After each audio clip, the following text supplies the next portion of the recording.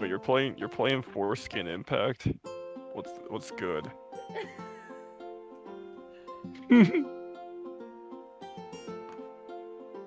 I'm gonna look like I'm high as fuck though. Hello, welcome to another episode of Babble the Boba. Today we have auzziejlee here with us. Yo, what's good? It's your boy, toe sucker. Oh my gosh! Why? Oh, yeah, dude, I'm sorry. Alright, would you like to introduce yourself, what you stream, and all that jazz?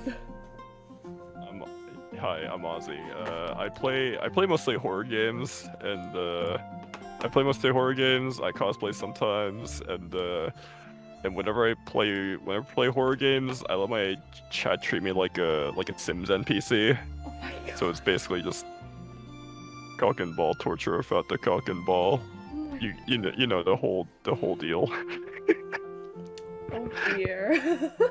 Yeah, I think that's like you've seen the dumb stuff that I do on my streams, so I'd say that's a pretty accurate way to describe everything. You know. I think my favorite part is the dance-offs. Dance. Oh my god, the dance offs are so like they're so random that I'm just like, oh my god. It's okay. They're so random, but it's like we still do the thing though. No biggie. What first got you into streaming? Honestly, I actually had a Twitch channel like a long time before I actually started streaming regularly. Mm-hmm. And well, I just kind of had it because like I just wanted to like sub to a couple of people that I like watched, and then I became friends with like a friend that was really like heavy into streaming crafts and stuff, and I was like, oh, I wish I could do streaming. I just don't have a strong PC. And it's like, dude, you can just do it. Just do it. And this is a really weird thing because back then I didn't have a PC, funny enough. I was streaming off of this exact MacBook. Oh my gosh, a MacBook. I used to stream on a MacBook where I'd play Minecraft, I'd play Getting Over It, I'd also play Stardew Valley, and I also played the like Baldi's Basics like a couple of times, and yeah, that was like the beginning of how I got it. But then one of my friends was watching me like stream Minecraft, and he was so completely and utterly tilted that like he was so tilted that I was streaming off of a MacBook. And mind you, this is back when I barely earned anything off my old job, so I was like, dude, I don't have a PC. And he was like, we have one lying around in our place. Like, we're literally gonna drive over and give this thing to you. Oh my And gosh. that's exactly what happened. That was Dio Fest, and Emperor Ushi that like came over, and they gave me like my old PC. Oh my gosh, you just got a Yeah, free PC? it was basically just collecting dust, like where because they weren't using it ever, and like the thing was like ridiculously old. So it was ridiculously old, but like it was way better than streaming on a MacBook. And I also used it to play Overwatch a lot. Like I used to play a lot of Overwatch and I grinded the fuck out of ranked. Wow. But yeah, Do you still have the yeah, PC? I still have it, but I upgraded not too long ago to Oh. like something a little bit stronger because like that PC, like I literally wasn't able to install like Windows 10 on the thing, Huh? and I need Windows 10 to install Resident Evil Village on my PC. So, and now I can't like play Resident Evil Village because my GPU isn't strong enough. So I'm installing to get time so I can buy one soon. Oh my gosh. Like it's a whole mess, dude. What's this thing about streaming you like the most? I like the interactivity, honestly. I like the interactivity where it's just like you get to like talk to people like like as you're playing games, and like you can kind of like have a conversation. You can entertain people, tell jokes, and just kind of like go along with like what the community wants or like does like for a little bit. Like that's kind of been the basis of like how the penalty system in my channel like came to be actually.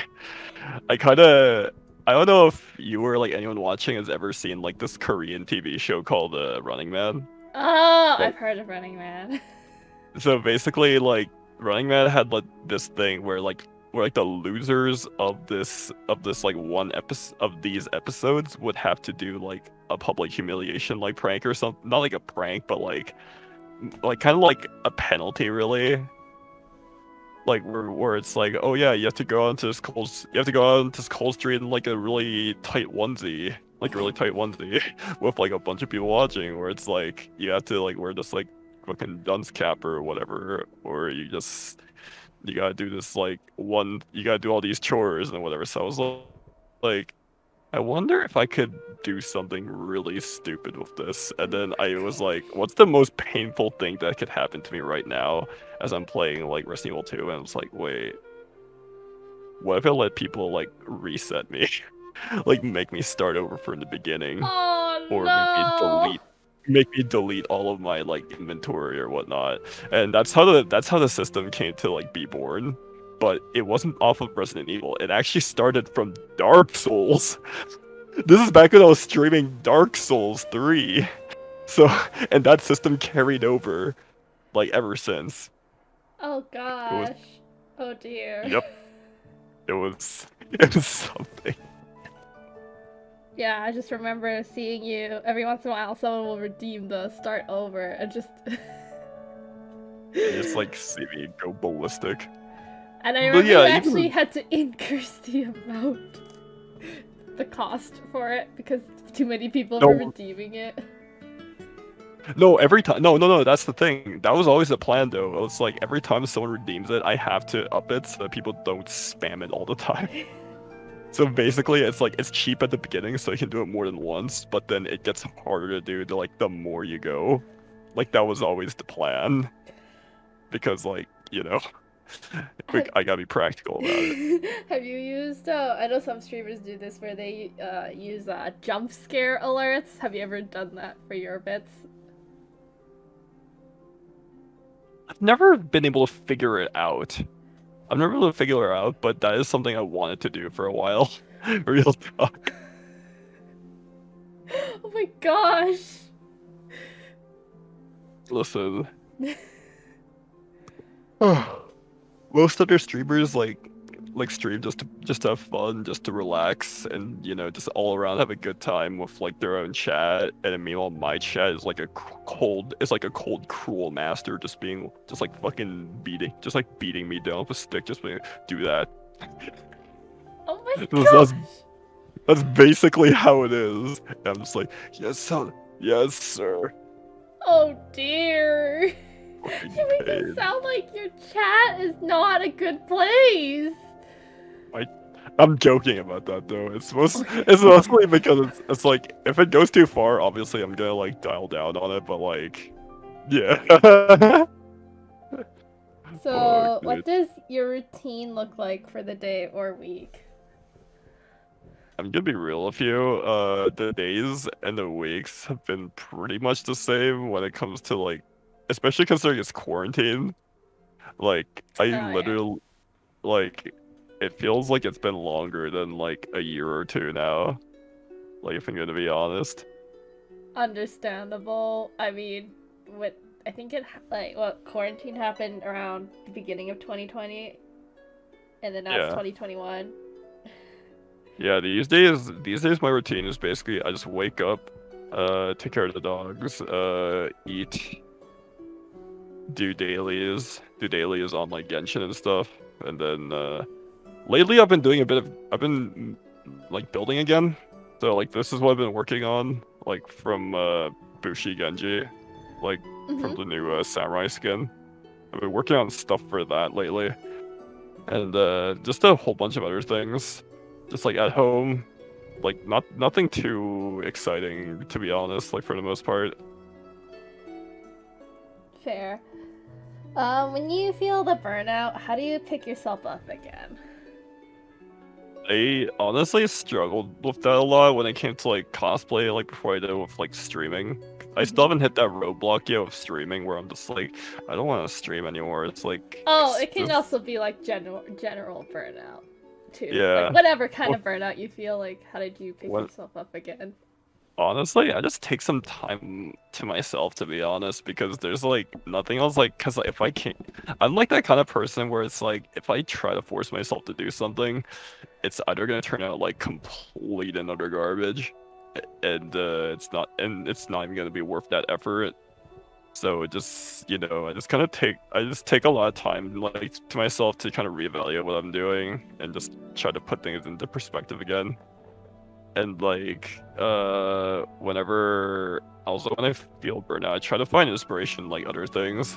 So it's always really, that's why it's always really important to kind of have like hobbies outside of like the main thing that you're doing, because it's like you, even if you really love what you're doing, you might want to take some time off, like in general, just so you can like avoid being burnt out.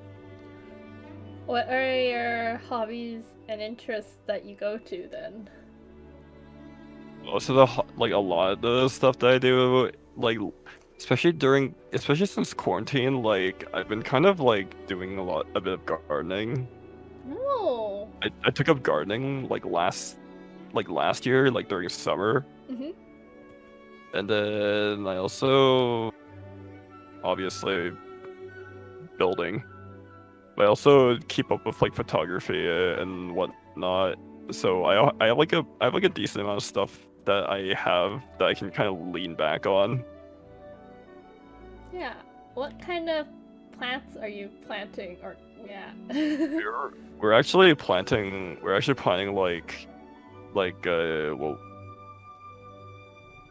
we're planting like cabbages. Not cabbage, we're planting like lettuce like in our like backyard, as well as like a couple of these like little flowers. Because like because our family accumulated a bunch of like seeds like over the years, so we decided to plant them and see how things turn out. And we even have like a couple of like sesame leaves growing. So Ooh. yeah, and during the summer we also had like a couple of like we had raspberries, which we've actually been able to grow grapes, not to the point where we can eat them, but we can still grow them. Like they're just really tiny and like really green. Yeah. But our long-term project's always been our like apple trees and our like cherry trees, which still haven't like gotten fruit yet. But we're hoping this is the year. But yeah. Oh gosh, apple and cherry trees are quite difficult, I hear. They really are. Pain. Wait, and for apple trees, I heard that you have to like graft a branch to it. Do you know the explanation for it? That's something I actually don't know, because usually when it comes to that, I just kind of like whatchamacallit, I do a lot of the watering like for all that, and then I just plant them and I water them like regularly, but I don't know like any other stuff for it besides just that, and just try to do general care for it and just get rid of weeds and stuff. Oh my gosh, when you said when you said cabbages, it just reminded me of the Cabbage Man from Avatar: The Last Airbender. I don't know what it is, but like I think it's like I keep on confusing cabbage with lettuce, like just mentally. I'm just like, oh my gosh, I'm an actual ape. Well, would you ever a bonobo. cosplay the Cabbage Man in the near future? As much as I love meme cosplays, I feel like that one's kind of been like overdone. Oh, Not really not overdone, but I feel like other people have done it, but better than what I could do. So I'm just like, yeah, that's fine. I'll find something else. Would you cosplay anyone from Avatar: The Last Airbender though? Zuko. Like, not even a question. I can see it. I would probably cosplay Zuko, even though I would do Sokka, but like figuring out how to do like his hairpiece would be kind of a nightmare, and I really don't like working with wigs. Oh gosh, wigs are. a Wigs are nightmare. pain, Yes. actual pain. Not gonna lie, I feel like most of my wigs that are tangled, I have not, done the proper care for them, and I kind of feel bad for not doing it. No, I feel that too. Like people that are good wigs are like actually they're low-key insane. Please never piss any of them off. True. They'll probably have figured out like 30 ways to like murder you in your sleep. Oh my gosh. Okay, what never fails to cheer you up?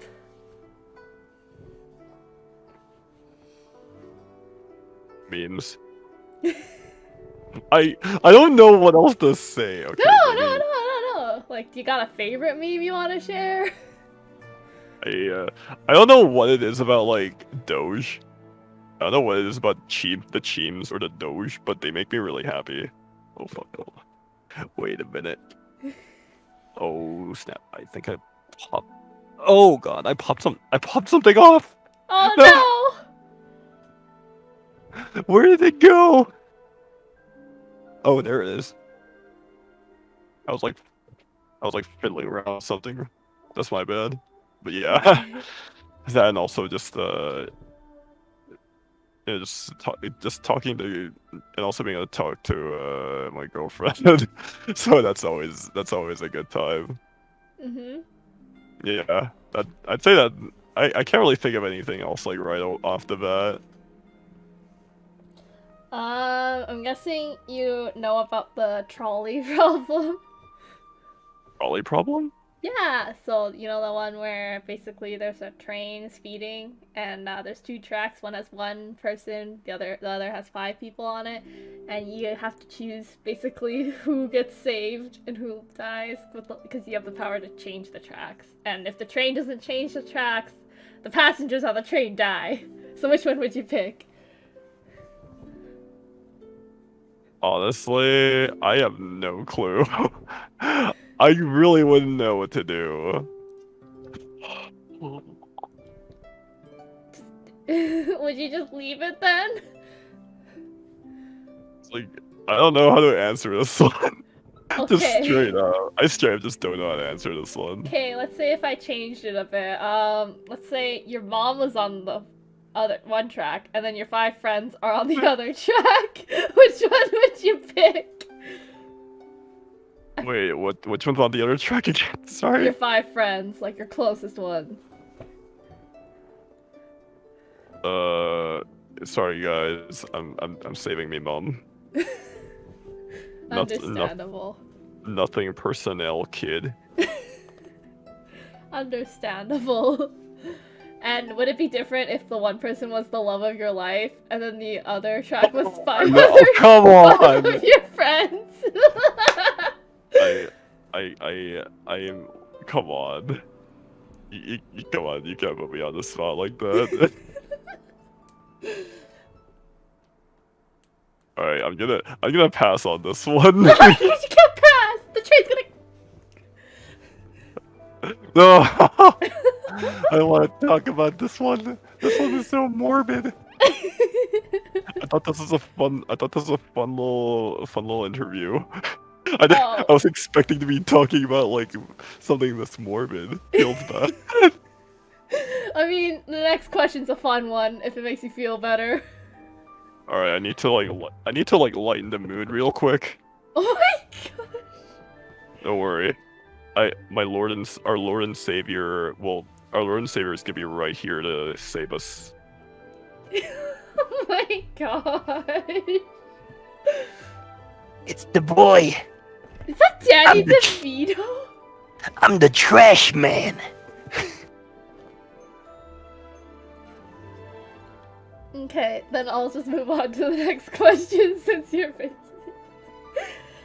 So, if you had to make a peanut butter sandwich, how do you make it usually?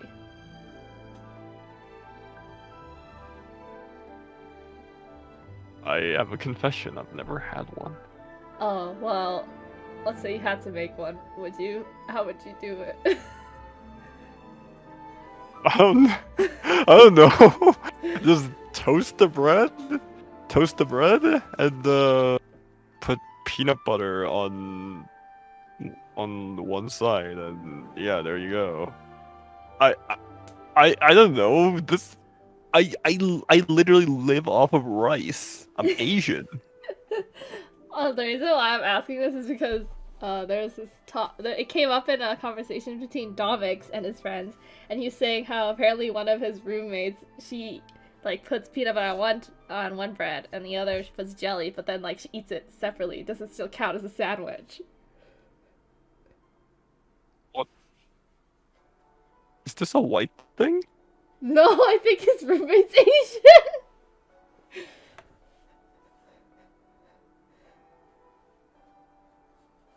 I'm trying to process this like mentally. Like she'll just eat like one slice, like the slices separately. Like, does it still count as a sandwich?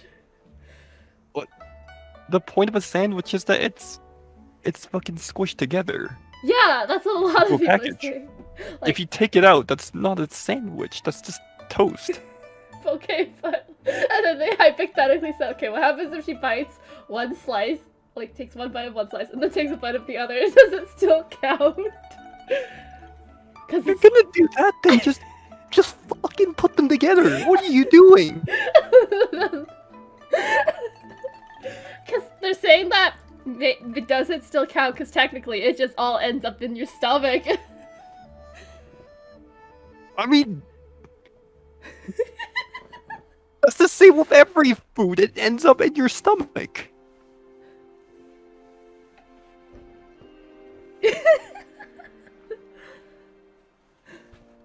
But like, is it... my brain, like the sound that's going through my brain right now is like the fucking dial-up internet sound, just like. You mean the fax machine noise sound? That's literally what's going through my head right now, and I'm just like, I'm getting war flashbacks from this. Oh my gosh! Like fucking Christ, dude. It's okay. So basically, it doesn't count. I honestly don't know how to answer this. Like, what am I supposed to do with this information? It's okay. It's okay. I don't understand. It's okay. I'll just move on. Who do you look up to the most? Like, in what way? Just like, in general, I guess. Just like, who do you really look up to? Do you have a specific person? I don't know. Could be not even a specific person. Just like you think they're super cool.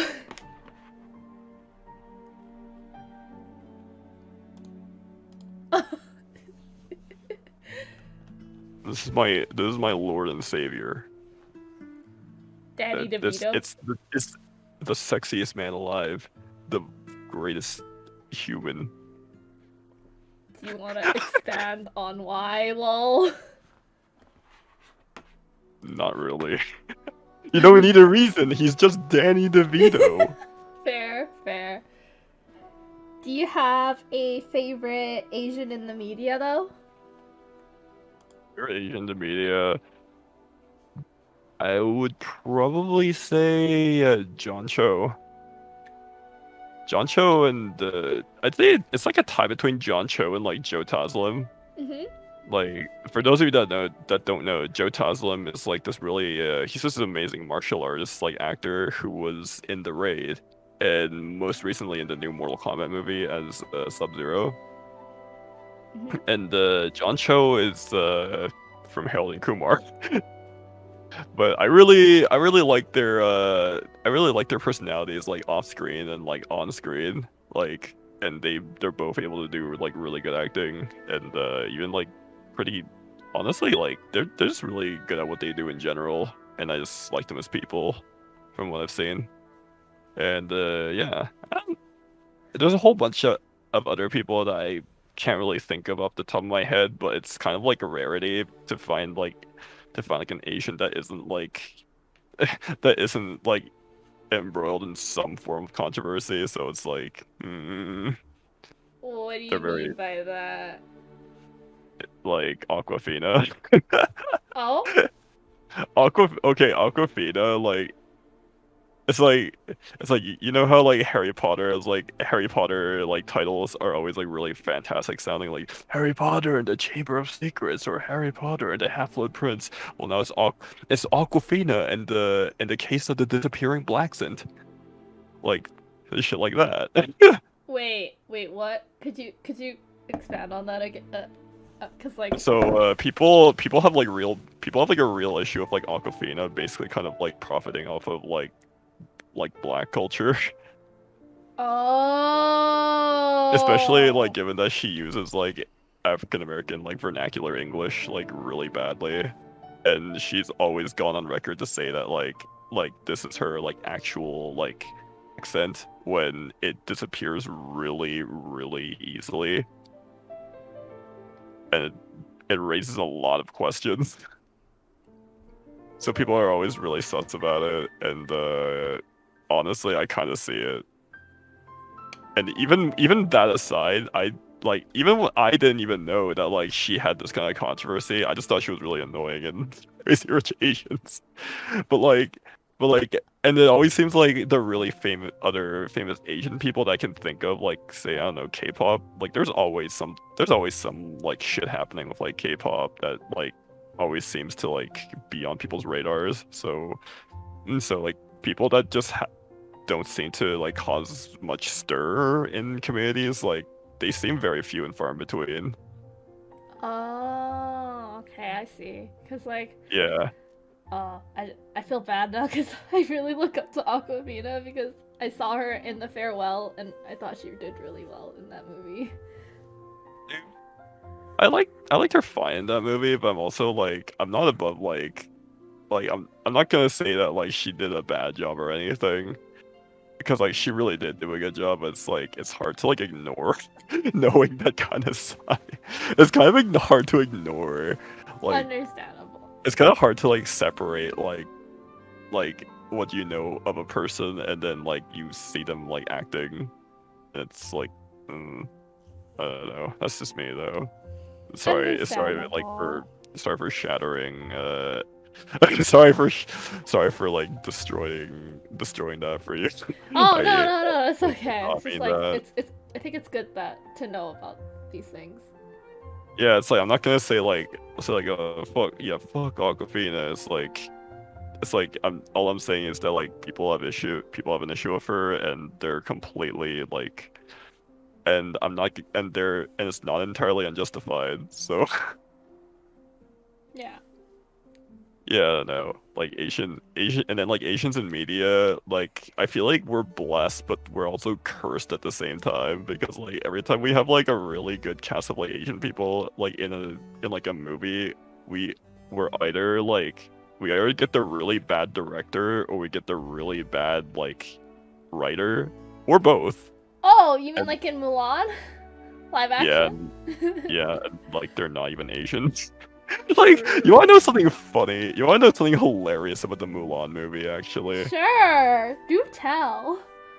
So they wanted to get Ang Lee to direct the Mulan movie, Mhm. and he said no, and they didn't have a backup plan, by the way. So they were like, oh shit, what do we do? And then they just settled on giving it to some random white Australian lady who has only made like one good movie in her life. And then they were like, let's just keep going. And that was Oh it. no. I'm not gonna say that the original Mulan movie, like the original animated Mulan movie, was like you know like a very big thing like that Asian people worked on everywhere, but it's like at least one person in the writing room was Asian, but this one was completely white. Oh gosh. Yep.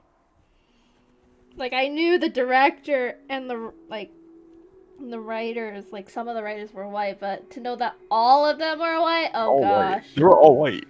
And like I'm not gonna go and pretend that like the original animated movie like didn't have a didn't have an a- ha, didn't have a white director and white writers, but there was at least one Chinese person in the writing process. So go figures. It's kind of sad because I feel like there should be more, considering, like. You think, but you have to like consider like we've gone into like a boom. We're starting to get into like a boom of like a lot of Asian actors, like especially after like Crazy Rich Asians. I have my problems with Crazy Rich Asians, but I will say though, like that is a pretty big step for Asian representation. But Yeah. the thing is, you want to know the last big like Hollywood like movie the last Hollywood movie like period, not even big ones, but just Hollywood movies in general with like full Asian cast. The last one was this movie called Better Luck Tomorrow. Better Better Luck Tomorrow. Hold on, I'm gonna check. Wait, I thought it was the Joy Luck Club. Joy Luck. Hold on, that Joy Luck Club was actually a lot earlier. Oh. Better Luck Tomorrow was in 2002. Yo, I need to write this down for movie night. And Crazy Rich Asians was released in 2018. So you're telling me there's a 16-year gap in between like a fully Asian cast being released in theaters. That's kind of fucked up. It is. Like we waited 16 years. Like for just a full Asian cast. Like what the hell? Yeah, that is messed up. Also fun fact about Better Luck Tomorrow. It was directed by Justin Lin of the Fast and Furious movies. Oh. Yep. And John chose in this one too. And it also features a character from Fast and Furious. Wow. Yeah, Han. This is like Han from Fast and Furious. This is technically the first time that character has ever been in the movie. Whoa. Okay. I'll keep this in mind so that, cause like I want to watch, cause like on my Discord I actually host movie nights where we. Let's go. Yeah. But yeah. Asian American films. Yeah. Mhm. And I like how now, like ever since Crazy Rich Asians, there's now even more films like coming out after, like The Farewell, Minari, and oh my gosh, I actually found so many, like a huge list. Like I just looked up Asian American films, and there's just like a huge list. I'm just like, oh my gosh, how did I not know these existed? I don't even blame people for like not knowing any of this stuff because Asian American cinema seems to have always kind of been pushed to the side, even though they're really good. Yeah. Like it's very complicated. It's very complicated. That's all I'm gonna say about it. Because like if I had to talk about all of it, we'd be here for like 3 days, and I would probably die of a heart attack. Oh my gosh. Okay. If you're comfortable sharing, would you like to share some of like your experiences with racism, if you've ever? Yeah. Like the thing is though, like the stuff that I've been through, I wouldn't say was like nearly as bad. Was nearly as bad as like other people like actually getting like straight up assaulted for like on the street. Like that. It was mostly like microaggressions because of like, like people are always making fucking like Jackie Chan jokes or just like slant eye, kind of like a slant eye, or like kind of like making fun of your language or your food and whatnot. And it's like, yeah, just suck it up, deal with it. That was kind of like how I was kind of taught that was kind of how I was like taught as a kid to like deal with these kinds of things, and and like that's the thing that I've been trying to like unlearn for like a really long time, where it's like even the small shit kind of adds up, and it's like and you realize how much that actually like messes with your self-esteem and like your confidence like to quite a degree. It really does mess with it, yeah. And it doesn't really help either that like a lot of older Asian people have always like taught their kids to just kind of like keep your head down, keep your head down, just deal with the problems like as they're happening, because like it'll all come to pass. But it's like, how are you gonna like keep on telling your kids that when it's like this shit is like starting to become like more and more like daily? So it's like, how Yeah. much like it's not realistic to keep on asking like your kids or yourself to like, so you know, keep on like forgiving your like aggressors like that, because they're not gonna give you the same chance either. They're not gonna give you the same chances that you are, because they don't see you in the same way as they do like an equal. Yeah, So for sure. that's something I've like personally never really understood. It's like I get like being the idea of like looking humble or looking like you know, just humility. It's just like, fuck that. It's like, fuck that. I'm pissed, dude. Yeah. And I'm guessing you're definitely aware of the Asian hate crimes happening. Yeah, and like I have very complicated feelings about like the hate crimes, because it's like I'm not saying they're justified or anything, because they're not. Like you Mhm. don't go to you don't go to a fucking grandpa, like an Asian grandpa, and you beat the shit out of him because you think he gave you like coronavirus or some shit. But I have noticed that like a lot of people that are very callous towards like what's going on, just being like, Asians are like pretty racist too. And it's like, and honestly, I can't even say I blame them, because it's like, because there is a fair amount of like anti-blackness, as well as like a lot of like other racial prejudices that like Asian people do have, that Yeah. definitely needs to be addressed. But it's like we don't need to equate like stop Asian hate with Black Lives Matter, because it's like you don't need to drag other races into these kinds of conflicts, because like it doesn't help anyone. If anything, it kind of just divides people and like takes away from like the original meanings. Yeah, and I'm guessing you know about the model minority myth too?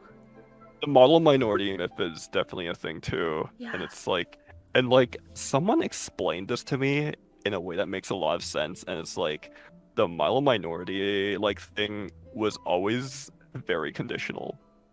It's always like our status as a model, as like the model minority has always been conditional, in the sense that like yeah, we can be treated better than like other like people of color, but as soon as like there's like anything, as soon as it's in like their best interests, like for us to be their targets, it will happen. And all of that gets like all the model minority shit gets revoked like right away. Yeah. And wait, do you know the history of it, or? I don't personally know the history of it. I'm not gonna pretend that I do know though. If you want, would you like me to explain it? Sorry, I'm really awkward about this. Yeah, go ahead. So basically, the model minority myth. So if you have to, this is a really complicated history. So it all started when Chinese immigrants came escape the. It was something political going on in China. Right? There was a cultural revolution, right? Yeah. And then what happened was a lot of them got jobs working on the railway, right? Yeah. But then after that, what happened was kind of like a depression happened, and of course the Chinese immigrants got blamed for taking jobs, I guess. Yeah. Oh wait, I see where this is going actually. Yeah, and then basically there was propaganda calling I guess Asians the yellow peril, and saying that they're all opium, what's it called? They're obsessed with opium, and they're dirty and they're dumb. And then what happened was they even made a law banning Asian immigrants, and like any more Asian immigrants coming, because they made a stereotype saying like, Asian women are prostitutes and men are just dumb and stupid. However, then the US had to suck up to Asia for help in the Cold War, because the Soviet Union was saying like, US is kind of racist. Well, I'm not gonna lie, they're kind of right.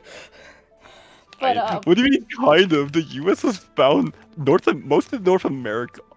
most of, if not all of North America was founded off of racism. What Yeah, do you mean? and that Like wasn't. modern North America, that is. Yeah, exactly. And they didn't like how the Soviet Union was giving this image to them, so they're like, oh, why don't we just allow more Asians? However, they only allowed successful Asians to immigrate and use propaganda to promote Asian success stories like doctors, lawyers, engineers, anyone that was basically quote unquote useful to the country. And that's how the model minority myth happened. Not only that, they used the model minority myth to basically put other minorities down. Yeah, that actually makes a lot of sense. Especially, I didn't know about the history, but like I definitely felt those kinds of sentiments growing up because it was always like whenever there was like talk about like you know how like kids like when they're and teenagers like when they're talking about like race and stuff like they make a lot of like racial like stereotype jokes, I Yeah. guess. And like the stereotypes for Asian people, like the only like negative ones that I could really like think of like right away were short. Mhm. We have small dicks, and then we have small dick, but then everything else is like super positive, where it's like, oh yeah, you guys are super fucking good at math and science or whatever, and it's like, you guys like if you think you're good at something, there's an Asian kid out there that does it 3 times better than you do, or some shit like that. Like, I've heard that joke too. yeah, and it's like, and then you look at other like races, and it's always like something really fucking negative, and it's like, the fuck, huh? Yeah, and not only Yeah, that, yeah, they don't. Yeah, the other races don't like. We don't get as much like scrutiny. We didn't get as much scrutiny like as like the others did. So that always came off as like really fucked up. yeah, and it's actually because of basically we were helped, like this is like North America just like made this image of us just so like other minorities can be put down. And not only that, the model minority myth also hurts Asians too, because let's say in school an Asian American is struggling, a teacher might not help them because they think, oh, they don't need the That help. was actually something I personally dealt with because like my sisters like were very much overachievers in school. Mhm. Like one of my sisters literally skipped a grade Oh like my gosh. twice. She skipped grades twice. Because she was apparently that good, and then I went to that same like grade, and then I was struggling all the time, and it's just like, yeah, what the fuck? It's like, what is going on? This like, what's up, this Asian dude? It's Oh always just like no. shit. There's always shit like that, so it was like, yeah, it sucked. But what can you do? Mhm. Yeah, yeah, it's like honestly, like even though it made me feel like shit, it's always like like you always have that mentality where it's like it could have always been worse. yeah. Like you could have had it way worse. Yeah, that was always the way that I dealt with it, which is like something I honestly really regret. I honestly should have just like made a huge fucking ruckus about it, Mhm. like in hindsight, but what can you do? That's something you can't just like go back and be like, yeah, let's not. You can't just do like an undo button right there. Yeah. It's understandable. Yeah, so that's why I make such a huge fucking deal out of like all this stuff now. Even if it seems like really minuscule, it's like there's probably a bunch of other people that are probably going through the same thing and just trying to keep their head down, not trying to cause trouble like all the time, just not be intrusive. And it's like, dude, it's okay to stand up for yourself every once in a while. Yeah, for sure. And I feel like even if you have to fight someone for it, I will 100% like support you guys. yeah, Actually, and I don't feel actually say like that. a lot of people took advantage of that mindset a lot of us had, and that's why they attacked and they would outright attack us because they know that we're not going to tell anyone. But how wrong were they, right?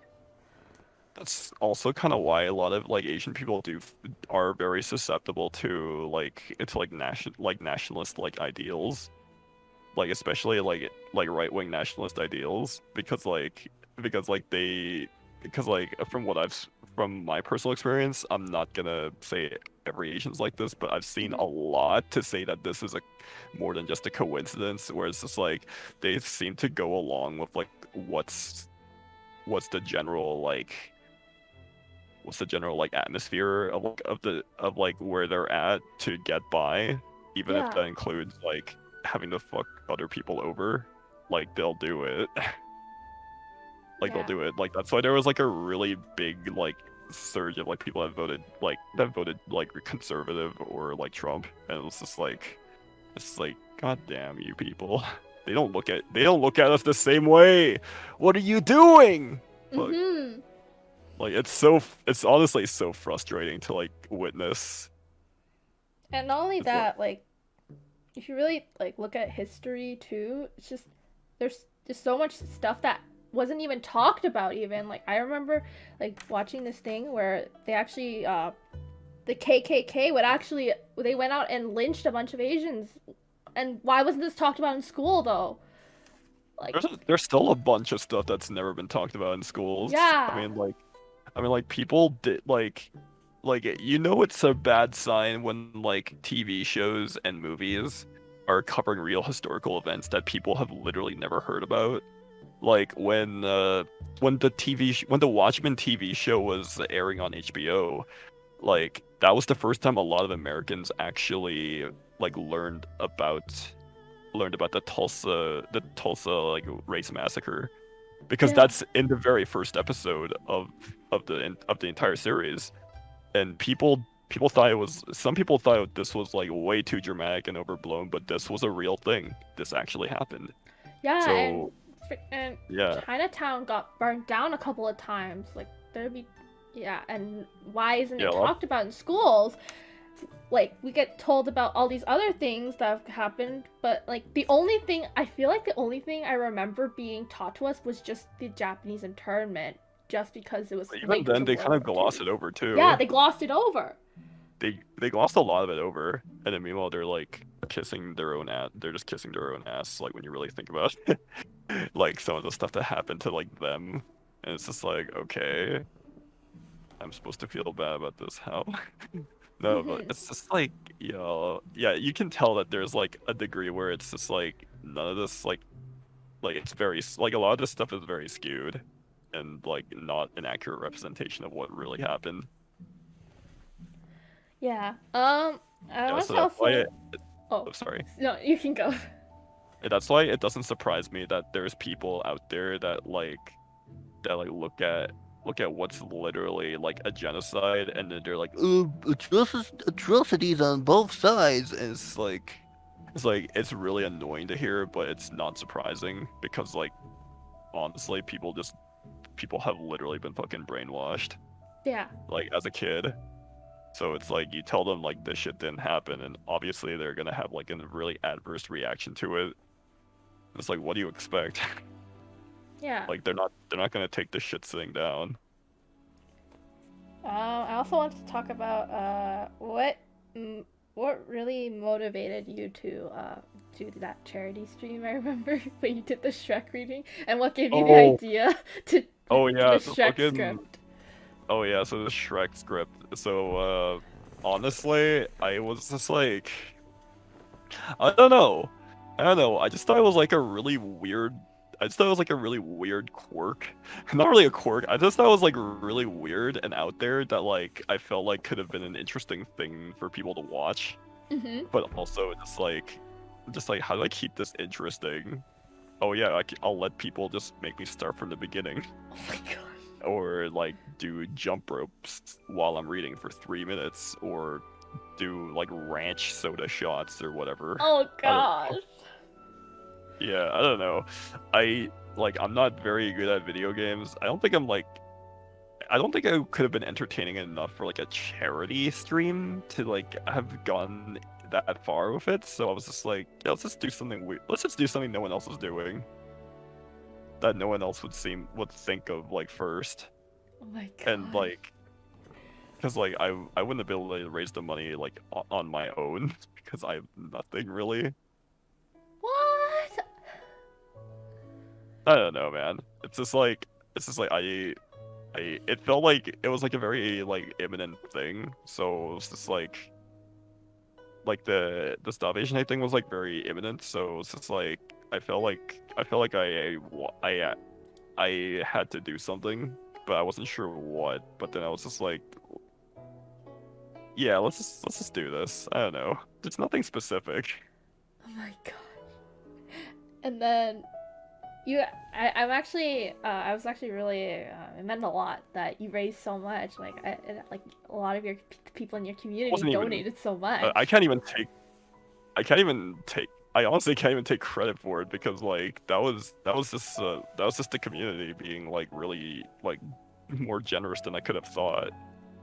Like my original plan, like the original goal was like, because I wasn't sure how many people were gonna show up. The original goal was only like 200 something like USD, and then we passed that quite literally into like 1,000 like something, and it was like, and I was honestly I was more surprised than anything. But it was really good. It was really nice to see that like you know, people just wanted to do good. Yeah. While also like still having fun with something. It's just yeah. Okay. My next question is, what got you into cosplay? Because I'm pretty sure you're pretty well known in the cosplay community. God. Oh god, what got me in cosplay? This is quite a fucking jump. We're having like a really serious discussion about like racism, and then it's just like, all right. Oh, I'm sorry. It's like I kind of ran out of stuff to say. It's just like it's fine. It's kind of hard to bridge that gap. It's fine though, but yeah. What got me into cosplay? I was always a giant fucking nerd for one, but so you know, I've talked about this before in like a really old video of mine, but I'm not sure if I still have it. But like, basically, I got into cosplay almost completely by accident. Funny enough, like, wait, yeah, I got into it pretty much by accident because I was in high school, right? Mm-hmm. And we were on like a high school trip to Rome. Like my friend who was like right beside me on the plane, and he was like, "Hey, you going to Comic-Con?" And I was like, and the only Comic-Con I knew was like San Diego, and I was like, "Wait, San Diego Comic-Con?" He was like, "No, dumbass, are you going to Calgary Comic-Con?" I was like, "Calgary is a Comic-Con?" and then no, it's Calgary Expo, and then he tells me all about it, and I had no idea about this shit because I was so fucking sheltered as like a teenager. Mm-hmm. So I didn't know anything. So yeah, so I'm really interested and invested, and I take a look at everything. But this was like this is like 2013 or so. Like the year that they capsized. Like that they had to get like the fire like department like involved with like the lines and shit. Like it was so packed. Turns out that was like the last good year that they had, but like what was that? Yeah, but here's the thing: it was sold out. The tickets were completely sold out by the time I got to Rome, and I was like, "Fuck, all right, I guess I'll just try next year, right?" But then I looked all around, and Shaw TV was actually having like a giveaway of for like 2 weekend passes to Calgary Expo, and yeah. I put my name in the draw and they picked my name. Wow, that's amazing. So I got into Calgary Expo for absolutely free. And that was also my first con. So Wow. So yeah. That's so cool that you won a giveaway. Yeah, it was like it's weird to think about it now because like if I didn't win that giveaway, I would probably have gone my entire like high school life without knowing what a fucking con was. Uh-huh. Well, not knowing that Calgary even had a con to begin with, so it was just like I think everything just kind of popped into place at the right time. Mm-hmm. The stars aligned. And wow. and like here we are now. It's yeah, but then what really got me into doing cosplay was actually Otafest of that same year, and that's another story too. So, like this was the Sunday, right? Mm-hmm. And I didn't know that the event was going on, and my friend he calls me up and he's like, "Hey Austin, you want to go to Otafest with me?" And I was like, the fuck is an Otafest? I was like, and he tells me all about it, and it's like, dude, it's Sunday, it's like 3 a.m. Why'd you call me? It's like, please just come with me. And then he just, and I was so tired. I was like, fine, I'll go with you. At least shut up. And it's like, yeah. And I was supposed to, take him to like, and we were supposed to go to like the League of Legends tournament that was going on, because this is back in like the UFC campus, like for Otafest. Oh, yeah. And yeah, so somehow I lost him. Oh! we got separated and we lost each other somehow. But I got distracted because of the hill, and like I ran to a bunch of people that I saw wearing the same costumes from Calgary Expo, and I got to meet them more on a personal level this time, because like, you know how like in Calgary Expo you take pictures, say hi, and then you just kind of peace the fuck out. I mean, I've never been to Calgary Expo, but I've been to Edmonton Expo, so I think same vibe. Well, yeah, same vibe. Like, but then like you can be a little bit more personal, like when you're talking like one-on-one with someone, like in a smaller con like Otafest. Yeah. So it's like, yeah, that was what really got me interested in cosplaying. So I was like, all right, I'm gonna look for the next like event that's happening, and I'm going to make a costume. And then as soon as summer break came by, I literally locked myself in the basement and fucking taught myself how to sew. And yeah, that's the end of that. But I think, yeah. Speaking of Otafest, for those who don't know, what is the inside joke where you're quote-unquote banned from Otafest? I had a feeling that like there's no way I'm gonna like get by without this being explained. So Otafest's like Facebook, like community Facebook group always had like, I don't know if Garrett, do you remember Gareth? The name Gareth rings a bell. Gareth Lipka? He was like the old like head of Otafest like back in the day. Well, I only started going to Otafest recently, so... Okay, so like basically, years. like, okay, so this is quite, okay, yeah, this is way before your time then. So, basically, I was an absolute fucking menace to their, like, Facebook. I was an absolute menace when it came to their Facebook, is the thing. Because, like, I was always, like, in the Facebook comment section, like, for every single one of their posts, like, posting a dumb fucking meme, or just replying with, like, John Cena or some shit like that. And then it got to a point where, like, they asked a question on their, on the Facebook page, right? And I replied with another meme.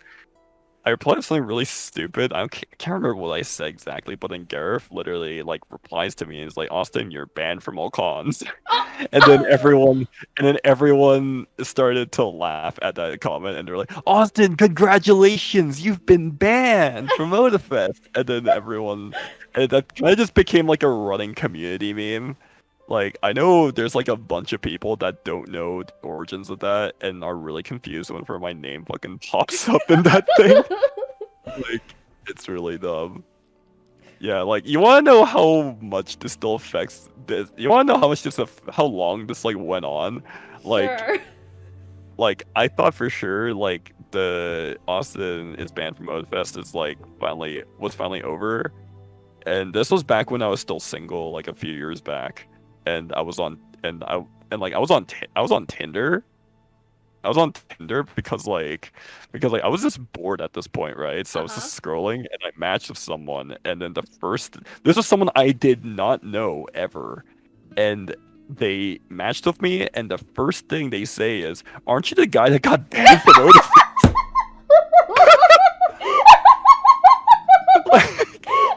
like, how the fuck? I've never seen you in my life before. Who told you this? I think it's just blown up in the community, I think. I just like immediately unmatched, and I deleted the app entirely because of that. It was really dumb. It was really funny. But yeah, my gosh. like low key, I kind of hope that Otafest. I kind of hope that like one day I can like guest at Otafest just like purely as a meme. And just like have the promotional stuff just be like, he's finally unleashed, he's finally unbanned, it's the man, the myth, the legend, it's Auzzie. Like, I think that'd be absolutely hilarious. It would be. Like, come on. Like that'd be like one of the greatest like anime arcs of all time. Fucking Christ, dude. Oh my gosh. Wait, but since Otafest has a virtual con that's gonna happen on May 22nd, does that mean you're banned from that one too? I wouldn't be surprised. I wouldn't be surprised, considering last time I was on the Otafest like Twitch. I was part of one of their Overwatch like Twitches before, like when they were doing the community one of their community tournaments. I was BMing every time I was on screen. I was just BMing the enemy teams so much that I'm pretty sure if they could find an excuse to ban me off of their Twitch channel, it'd be that. Oh my gosh. Oh my god. Yeah, I have no sense of like moderation like whatsoever. If you can't already tell. Yes, I can. What is your favorite cosplay that you've ever done? My favorite cosplay. I feel like all my newer ones tend to be like the newer builds always tend to be my favorite ones because there's like a brand new challenge like coming out of it. But I'd say my Bedouin Genji like was like the last big build I made, and that was definitely my favorite because like that was one of the most intricate designs I ever worked on, like just full on. And it was like a real testament to like how far I was willing to like like commit to accuracy. Mm-hmm. To commit to accuracy because like I actually found like an old like exploded model, like this flattened exploded model of like that skin. So I was able to get every single texture lining. I was able to get every single like screen accurate like scratch and like splotches everywhere. It's all there. It's all there, and that took like around like a good portion of like half a year altogether. Oh my gosh. And like right now, I think there's gonna be a new one. I think my next build, which is the new samurai skin for Genji, I think that one's actually gonna be the one that's gonna dethrone that one once it's finished. I mean, hopefully, because like it's gonna show us. well, I only have the chest plate actually so far. But still, wow. Like the chest plate, it's nothing like too special on its own so far.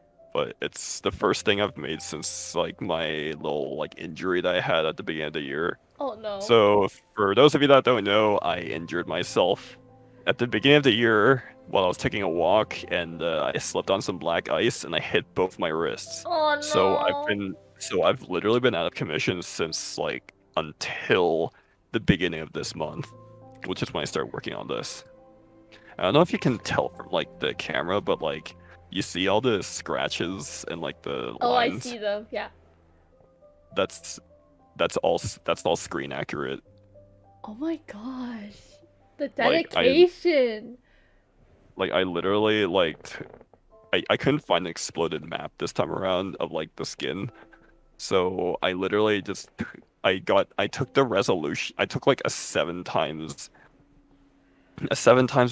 resolution on like extremely high settings, like by taking screenshots like from Overwatch directly. And I've literally just been like, you know, just staring. I've been staring at the screen, just like figuring out which like where this scratch goes and like where this splotch goes and whatnot. Oh gosh, So- I can't even imagine the straining on your eyes.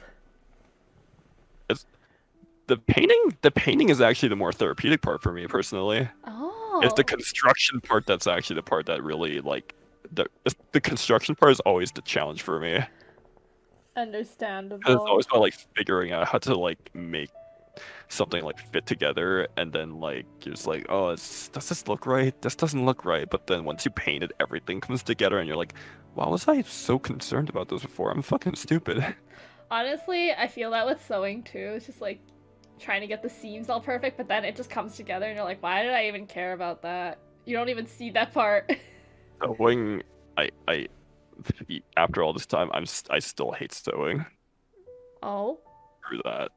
I've never liked sewing because like fabric is so uncooperative. It's not even funny. Like What is the most that's just difficult my kind of experience. fabric you've ever worked with? Vinyl.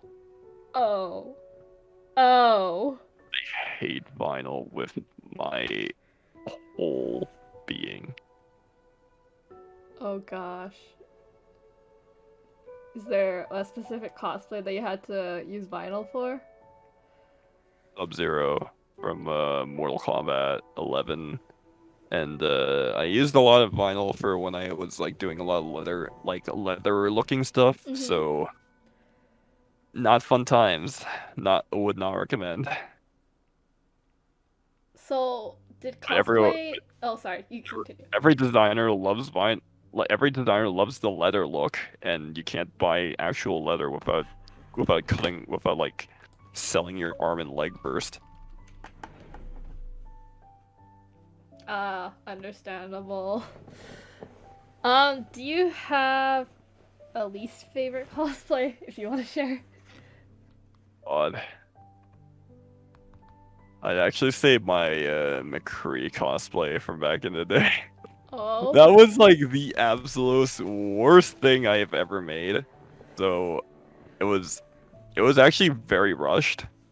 It was Mhm. very rushed. I was in a very bad mental state at this time when I made it, and it just intensified how much I hated it.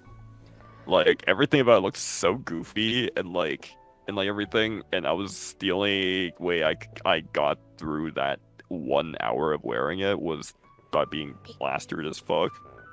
Oh my gosh. And yeah, that was it. I've never worn that thing again. I let one of my friends have the pieces to it, but I'm never gonna. I've basically deleted almost every photo of it in existence. So if you can find a picture of it, it's very rare. Fair. It's like finding It's like finding like a really rare Pokemon card. Oh my gosh. Do you have a favorite con memory? Favorite con memory, actually, yes. It was like a very two actually. Ooh, do The share. first one was actually during my first yeah, it was my first anime expo. Yeah. This is during my very first anime expo, and this is the first iteration of Black Watch Genji that I made. And this was around the time I was getting really popular, like off on Tumblr and like Instagram, because like Overwatch cosplay was like really, really popular. Mm-hmm. And I was known as that one really like meme Genji. Oh my gosh. Yeah, and like I went to the Overwatch meetup, and someone randomly went up to me and like said, "You're Auzzie, right?" And then yeah, and I was like, "Yeah, that's me." And then they gave me this like charm of like Black Watch Genji, like this Mm-hmm. chibi charm of Black Watch Genji. And like this stuff costs money, right? At like an artist alley or something. Yeah. I don't know if they were the artist or not, or if they were just someone that randomly bought it, but like they knew I was coming to the Overwatch meetup, and they came by, they gave me that, and they walked out before I could say thank you properly. And I tried to I actually posted on my like IG story at the time, just Mhm. being like, hey, whoever gave me this, to the person that gave me this this charm, thank you so much. Thank you so much. And like thank you so much, but like if you know who they are, can you please like let me know so I can thank them properly? But I never got an answer. But Oh. yeah, that was like a random act of kindness that like I've like that just kind of floored me at the time. Mm-hmm. And then the other one was also a random act of kindness. So a bunch of people. This was during my first BlizzCon. Not first. It was during my second BlizzCon. So it was during my second BlizzCon, and me and my friends were just over at a Denny's because you know cons and Denny's are like they go together like conservatives and racism. No, I'm kidding. Okay. Maybe not that harsh. Like they but yeah, you get the idea. You get Yeah. the idea. So we're going to Denny's, right? And we're just chilling, having a good time. Mm-hmm. And then like we were in cosplay, right? And then like these people that we've never seen before in our lives. They're also BlizzCon attendees, and they and those guys like at the other table, they ordered us like they ordered us like a dessert pie Oh my like gosh. on them. It was on them, and they gave it to us because they really liked our cosplays. Aww. That's so Like, sweet. and that's like it's people like that are in the Blizzard community that we've never spoken to each other, we've never seen each other, but they just went out of their way to get us like a treat 'cause they like the stuff that we make. Like that's the reason why I still stick around with like the Blizzard community, because the people are really amazing. Where is BlizzCon? Just for those who don't know, also me. 'Cause I'm kind Oh of. yeah, BlizzCon is like all the way in like California, so it's like an hour away from like Los Angeles because it's in this like small town. It's like this small little like place like called Anaheim. Wait, Anaheim's not that. I mean, it's pretty well known for Disneyland too. Yeah, it's pretty no, but the actual place though is actually decently small. Ah, Like in fair. comparison to like LA or like other places. It's a little dinky little place. But yeah, like those are the kinds of people that like keep me like in the Blizzard community, and that's why I've really missed BlizzCon, because like BlizzCon, like no matter how much like we get shit on by like Blizzard like themselves, it's like you can never keep a good community down, because like a good community like can always exist in spite of like its like creators and developers. And I really miss BlizzCon because like it doesn't feel like any other con. It's a huge con, don't get me wrong, but like it still feels like a small enough con where you can keep things personal, and like you're connected in like the sense that like you love this series, or you love like whatever it is like about that came because of Blizzard. It's like that's why I miss it. And yeah, that definitely ranks as one of my favorite con memories. Yeah, that sounds really nice. Do you, what is, like, the list of all the conventions you've been to? Actually, I do remember pretty much all of them, so here we go. Calgary Expo, Otafest, SuruCon, fucking SukinoCon, Animathon, Taste of Animathon, Otafest Aurora, fucking Edmonton Expo, and then Lethbridge Comic Expo, Oh. Nishikaze, Anime Revolution, PAX Prime, Anime Expo, Anime Los Angeles, and then I've also been to Katsucon. Yeah, that's it. Oh, I thought LAX would be on there. Sorry, was it? Anime Expo? Yes, that one. Yeah, I've listed Anime Expo. Oh, okay. Wait, never mind. I'm very prepared. Hold on. Anime Expo was actually like the first Cali con I went to, but the first US con I ever went to was Katsucon. What is your opinion on them?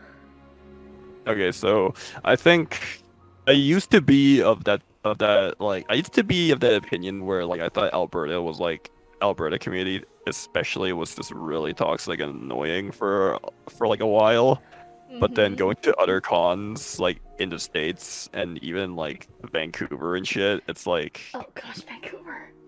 and it's like, yo, Alberta actually has it so much better.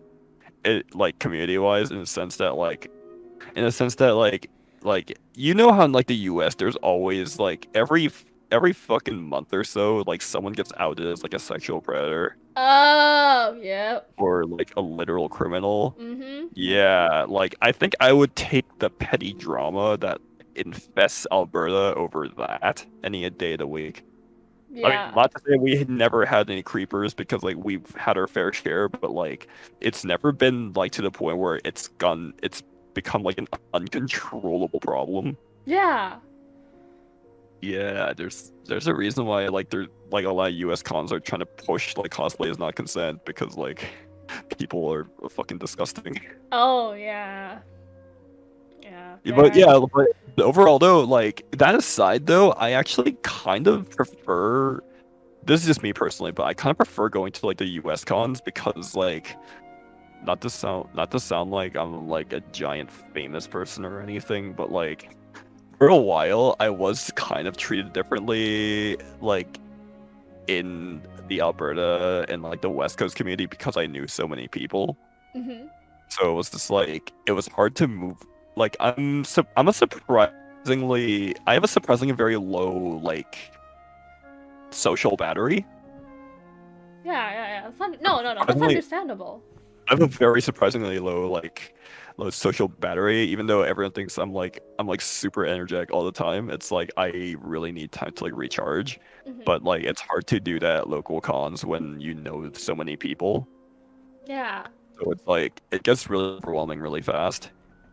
That's But understandable. when I go to cons in the US where I don't know as many people, it's like personally, it's like it's really refreshing because I can just go over to a con and just kind of enjoy myself because I'm like a bit anonymous to that degree.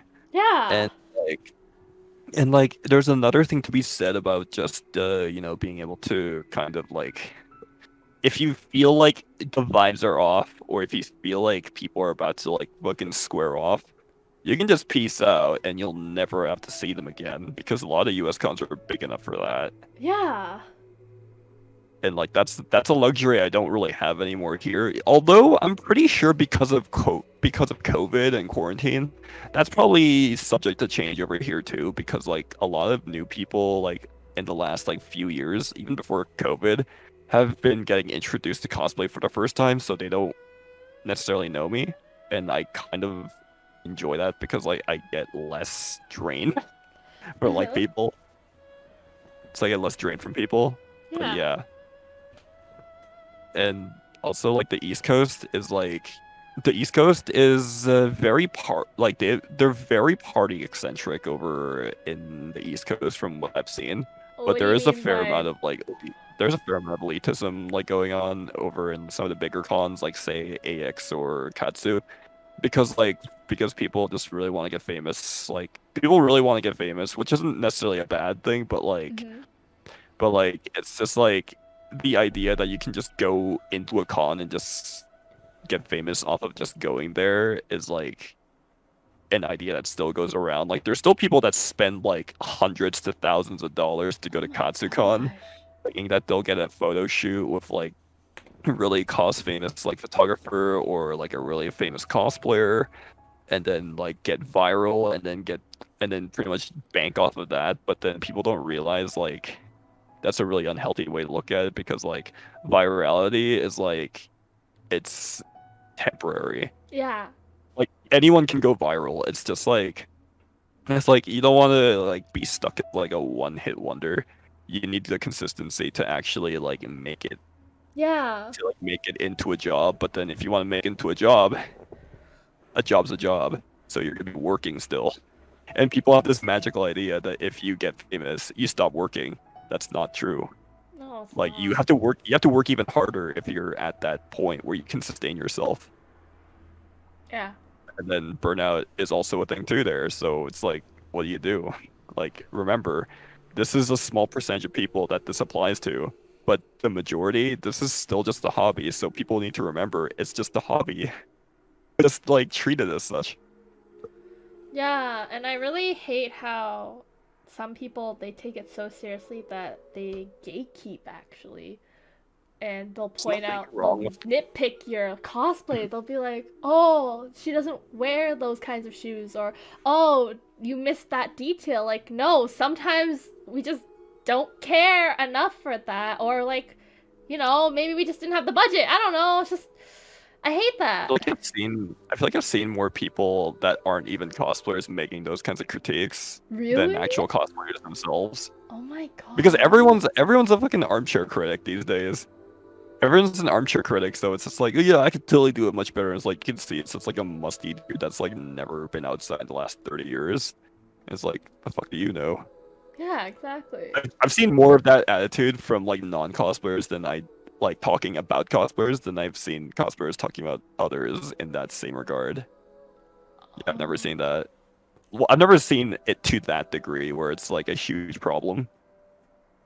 I know there Oh. was like a little bit of a portion in my time where like there was a bit of a time where everyone was really horny for Warbler for some reason and was less and I was just like, why?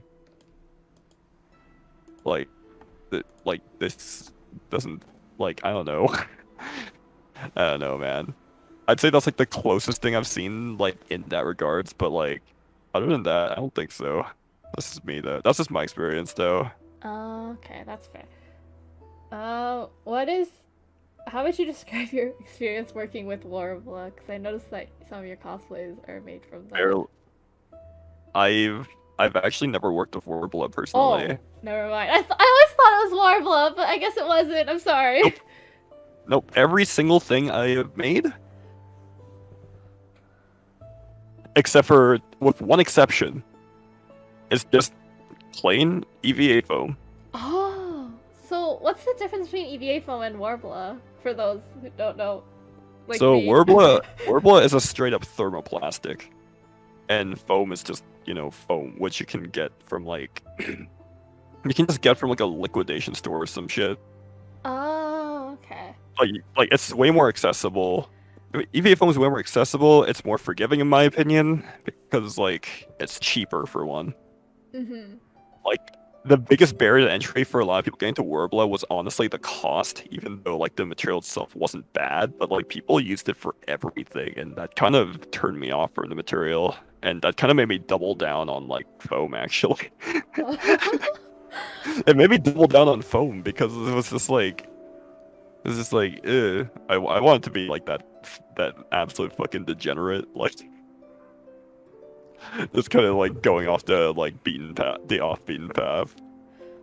Do you have any cosplayers you look up to? This is gonna sound like very cliche, but Jessica Negri, like Oh Jessica my Negri gosh. is someone that actually like Yes. really inspires me. Because like I know people have problems with her, and like they're not entirely like invalid, but like I do feel like a lot of the criticism is overblown. Mhm. And it's like it or not, like she put cosplay on the map into the mainstream, like alongside like Yaya Han and like other people like that. And it's just like you look and see how she's doing and like Mhm. still staying relevant. It's like that's a sign of someone that works ridiculously hard all the time. Yeah. And it's just like that level of consistency without ever burning out is like such a huge testament to like her skill. Yeah. And like whenever she's making something, it still looks really good too. So it's like y'all are just hating at this point. Have Like I'm not you even being biased about that. have you met Jessica Nigiri once? We do know each other. Oh, okay. We do know each other. That's so Okay, cool. the funny thing about that is like the first time I met her was actually at Edmonton Expo like a few years back, like 2014 or so, Mhm. and I was still wearing my like first ever costume like back then.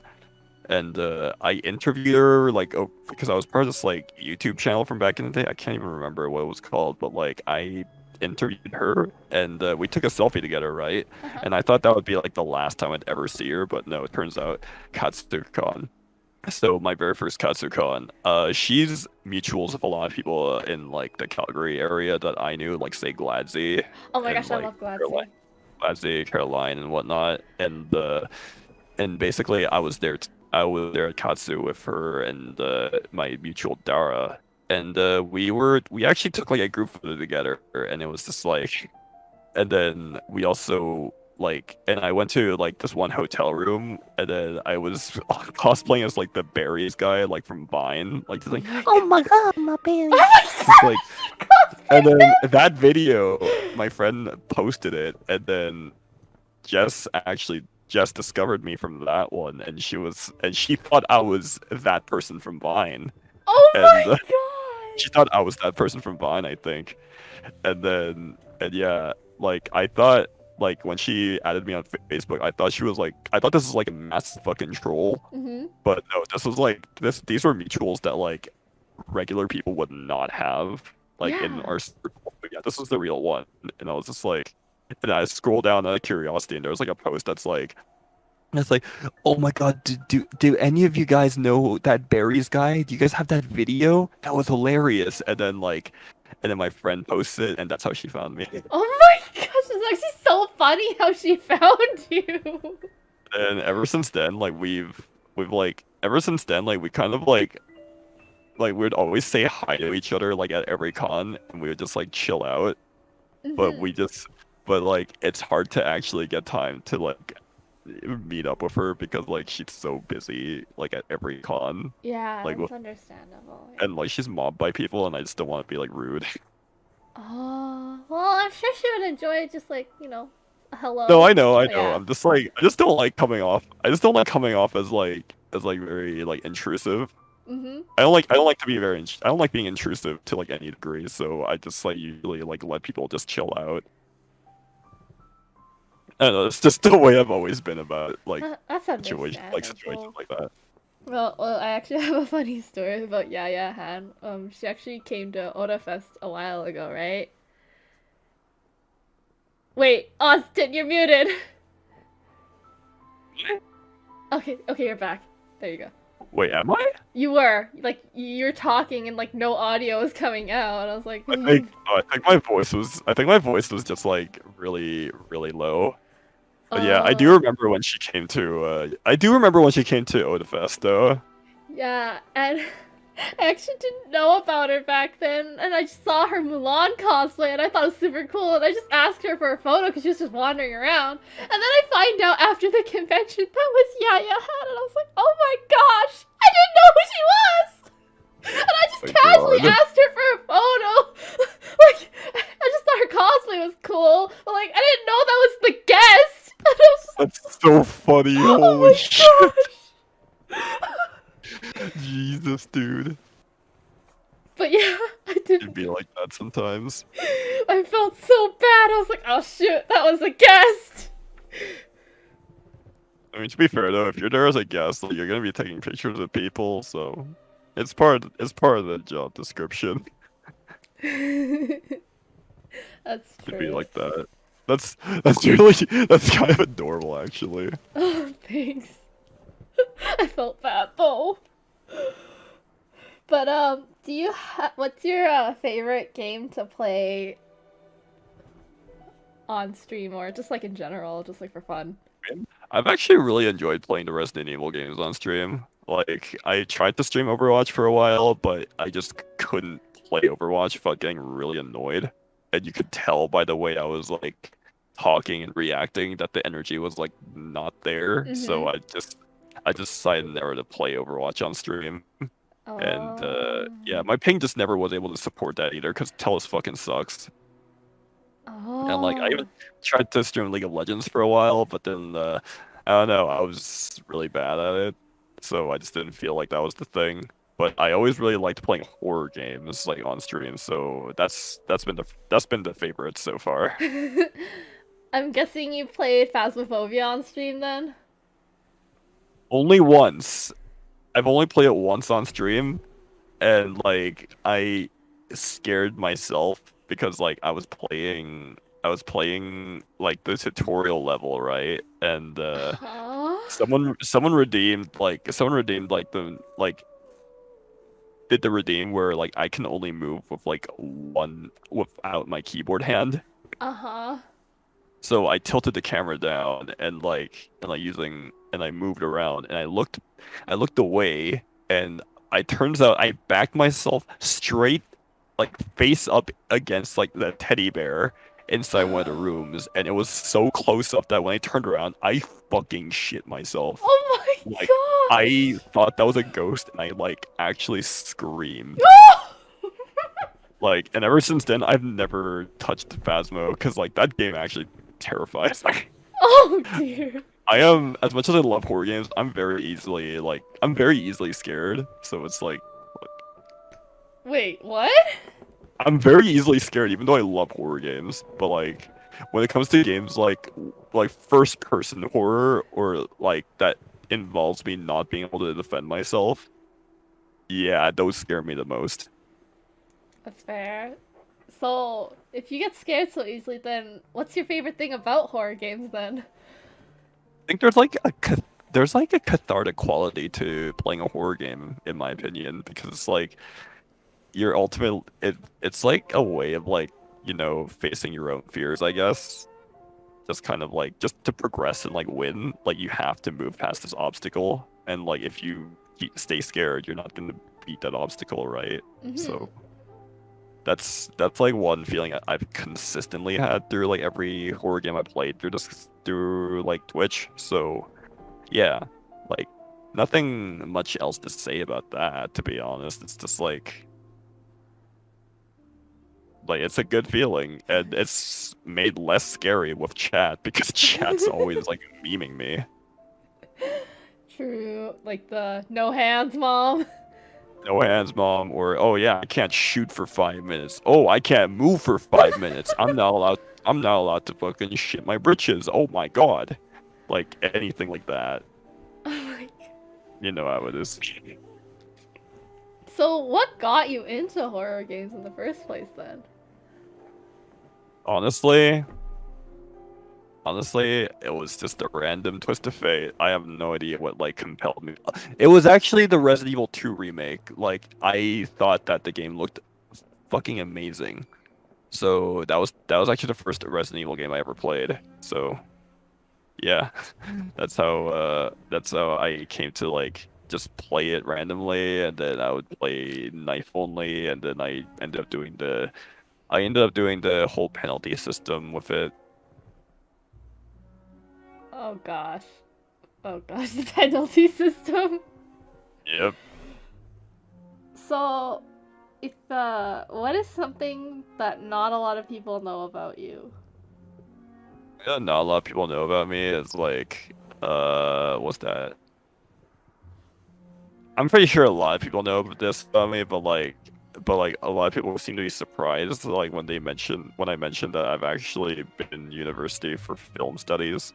Mm-hmm. So like people are always like, holy shit, this guy's like an actual crackhead on Twitter, but then like that's like in between bouts. That's like but then in between those like bouts of madness, there'd be like really competently written really competently written pieces about movies, like how this like doesn't work and how this does. Mm-hmm. And it's like it always seems to really confuse people, but then it makes sense when they figure out that I've actually had like education in that field before. And I've actually worked in film and television before, so it's like like my experience with like how I see media is like very, very different from what people know about like how movies and stuff are made. So that's why when people like try to talk about like try to make like a really popular take or a really hot take, like a lot of them are like 80% wrong, and I'm just like, this pisses me off so much. Like, I don't know. It always seems to surprise people, so I'll just put that on the list. I mean, I'm Ever- kind of surprised because you never really mentioned it. I guess that's probably why. Like I never shy away from answering the question as to like how I know all about this stuff. But I guess I never made like a formal thing saying that like, yes, my experience is very much different because I've actually worked on set before, and I've also done post-production, and I've been to school for film before. So it's like when people try to be like, oh, you're just a fucking hater, Auzzie, it's like, dude, don't argue with me. Mm-hmm. I know what the fuck I'm talking about. Like Um. you're not gonna go to like, okay, so you need like, okay, let's put it this way. Say you need like a bridge to be built, right? Mm-hmm. You need a bridge to be built so you can walk over a river. Who do you pick? You can pick one of the two people. You can pick the first guy. The first guy has only made bridges using popsicle sticks for science, like in high school. Mhm. The second person is like an architect who knows every single trick in the book. He's gone to school, got to school, he's had major experience. Who do you pick? You pick the second one, obviously. Because because who in their right mind would pick the person that has only has like a surface level understanding of these things to be in charge of this? Like it doesn't make sense when people try to discredit someone who actually knows what the hell they're talking about because like it doesn't fit what they think is right. Mhm. It's kind of like that's the kind of thing that really frustrates me with it.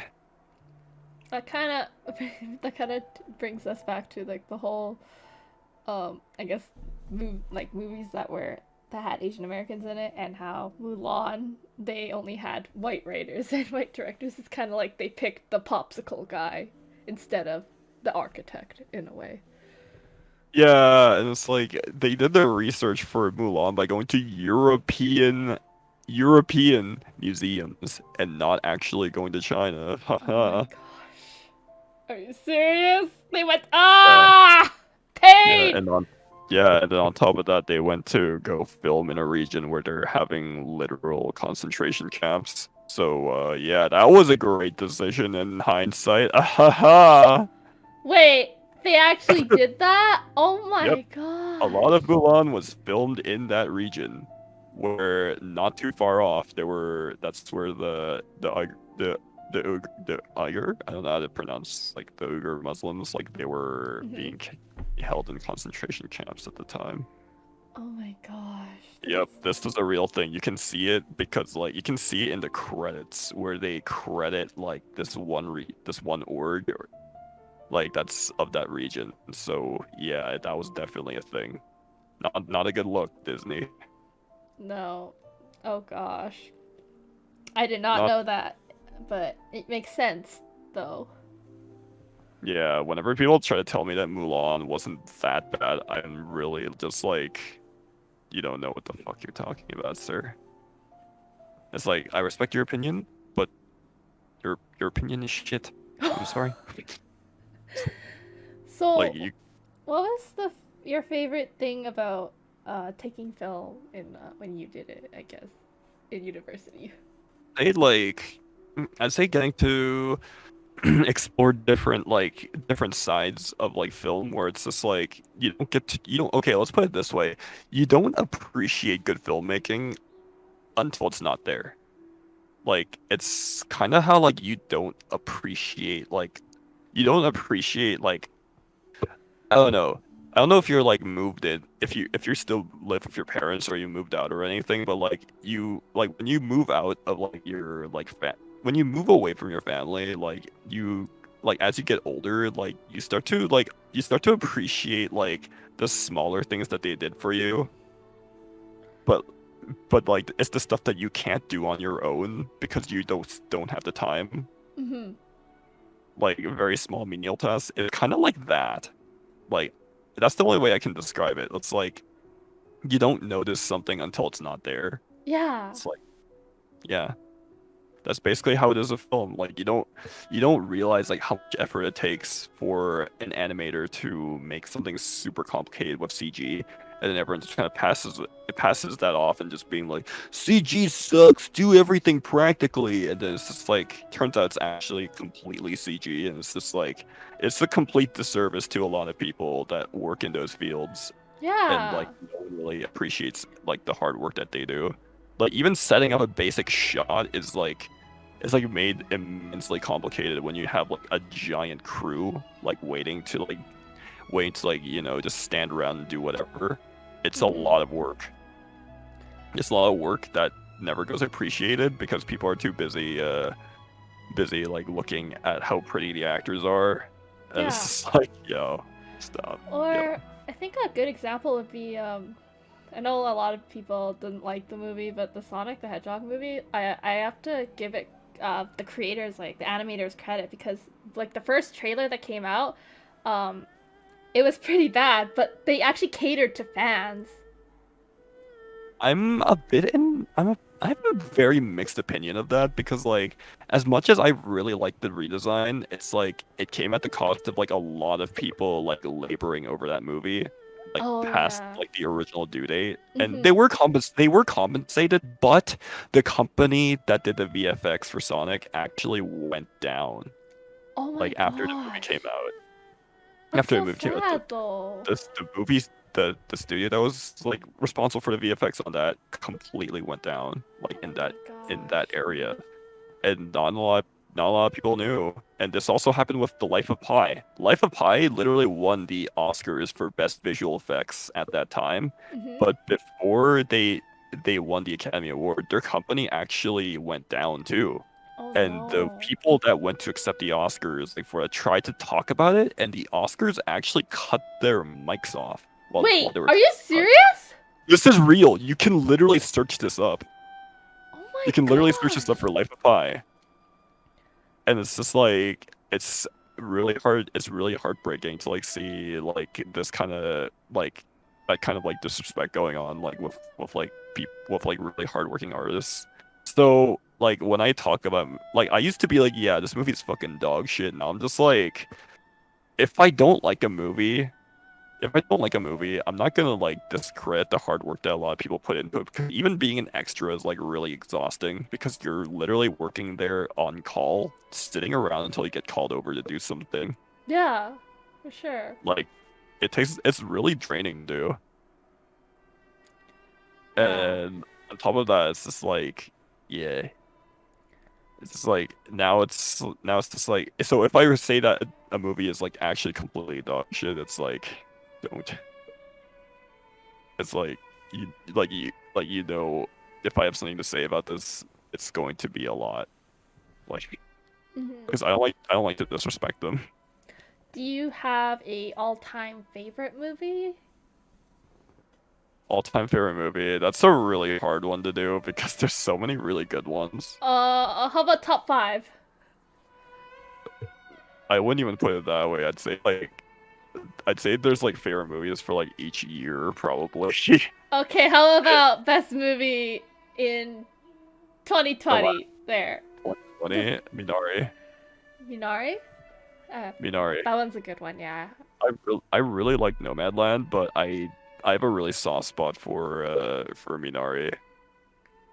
Do you Okay, wanna go? I'll just okay. I'm gonna look through all the Oscar nominees like from this year. I'm gonna look at the nominations for Best Picture. So I'm gonna tell you which ones I feel like deserve the nomination. Nomadland definitely deserved Best Picture nomination. The Mhm. Father I haven't seen. Judas and the Black Messiah definitely deserved it. Mank is really overrated. Minari is really good. Promising Young Woman is good but overrated. Uh-huh. Sound of Metal is really good, and Trial to Chicago 7 is like the movie equivalent of like, and then everybody clapped like meme from fucking Tumblr. Mhm. That's literally it. Like that's all I So, got. do you wanna, I guess, explain why Minari was your favorite for 2020? So Minari was my favorite for 2020 because like the movie has like it's not even like people have been saying that Minari is a movie that deals with racism, and that's not fucking true. It's about the immigrant experience, but it's not about racism. Yeah, it's about the It's immigrant. Yeah, that's what I it's thought just too. about it's just about finding a home. It's a movie about finding a home, like away from home. Yeah. And like the fucking plant, Minari. The Minari is so thematically perfect for the movie. Mhm. Like there is not a single flaw in Minari in my opinion. I if you nitpick enough, yeah, but nitpicking isn't really good criticism, so I barely count it. Mhm. But like Minari is just like it hits me really personally in every regard because like the story being told there was really similar to like how I kind of grew up when I was like when I came to Canada when I was really young and Mhm. just growing up in that environment. So it's a movie that's like definitely like in my all-time like favorite like list. Like no matter like what like happens, it's still gonna be there. Mhm. but there's also just like